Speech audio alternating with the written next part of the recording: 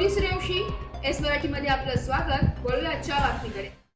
वणी शहरातील कीर्तीनगर भागातील एका खासगी जागेत मोठ्या शेडचे बांधकाम सुरू असून भराव टाकण्यासाठी डंपरद्वारे मोठ्या प्रमाणात मुरुम आणण्यात आल्याची माहिती समोर आली आहे. या प्रकरणाबाबत स्थानिक नागरिकांनी तीव्र नाराजी व्यक्त करत तहसीलदार मुकेश कांबळे यांच्याकडे तक्रार केली होती. तक्रारीची गंभीर दखल घेत कांबळे यांनी महसूल विभागाला चौकशीचे आदेश दिले. ग्राम महसूल अधिकारी बाळकृष्ण भाबरे यांनी घटनास्थळी जाऊन पाहणी केली असता जवळपास 60 ब्रासपेक्षा अधिक मुरुम अवैधरित्या टाकण्यात आल्याचं उघड झालंय. या ठिकाणी टाकण्यात आलेल्या मुरुमसाठी कोणतीही रॉयल्टी भरलेली नसल्याचं स्पष्ट झालंय. यावेळी पंचनामा करून स्थानिक महिलांच्या सह्या घेण्यात आल्या. नागरिकांच्या मते 3 ऑक्टोबरच्या रात्रीपासून पहाटेपर्यंत मोठमोठ्या डंपरमधून मुरुम टाकण्यात आल्या. या भागातील रस्ते कमजोर असल्याने अवजड वाहनांच्या सततच्या वाहतुकीमुळे रस्ते खराब झाले. तसेच हा भाग निवासी असून येथे वाणिज्य वापरासाठी शेड बांधण्यात आल्यास भविष्यात मोठ्या प्रमाणावर त्रास होईल अशी भीती व्यक्त करण्यात आली आहे.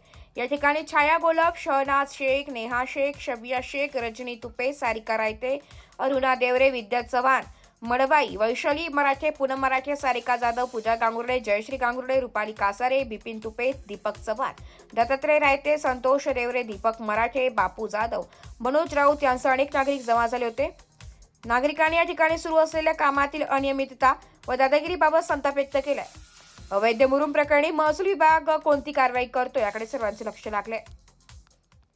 आणि मी पुन्हा एकदा सांगते की मी सरपंच साहेबांनाही सांगते आणि पूर्ण वणी गावच्या ग्रामस्थांना सांगते, मला जर काही कमी जास्त झालं तर त्याला फक्त तुषार समदडिया जबाबदार राहील.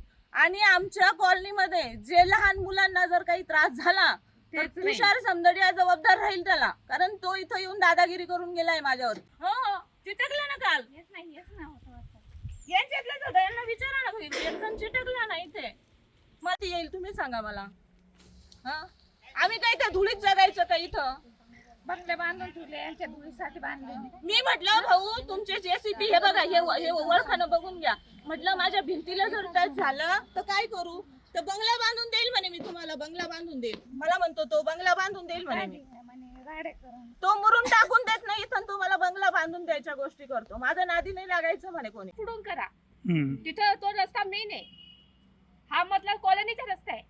माझ्या आजूबाजूच्या लोकांना धूळ किती येईल भाऊ, धूळ किती. लोक नशेत नशेत राहतात, काही बोलायचं त्यांना काही कोणते लोक? कामगार कामावर लोक नसत राहत असं. कामगार लोक नशेत राहतात.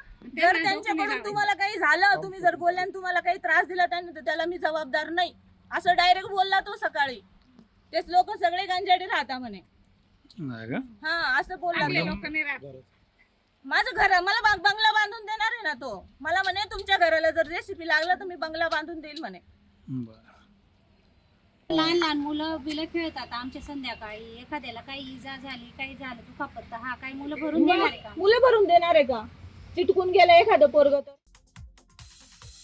एस मराठी न्यूज साठी वृत्त संपादक शामराव सोनवणे, वणी. अशाच नवीन ताज्या घडामोडी जाणून घेण्यासाठी आमच्या एस मराठी न्यूज चॅनलला लाईक करा, शेअर करा, सबस्क्राईब करा आणि बेल आयकॉनला क्लिक करायला विसरू नका.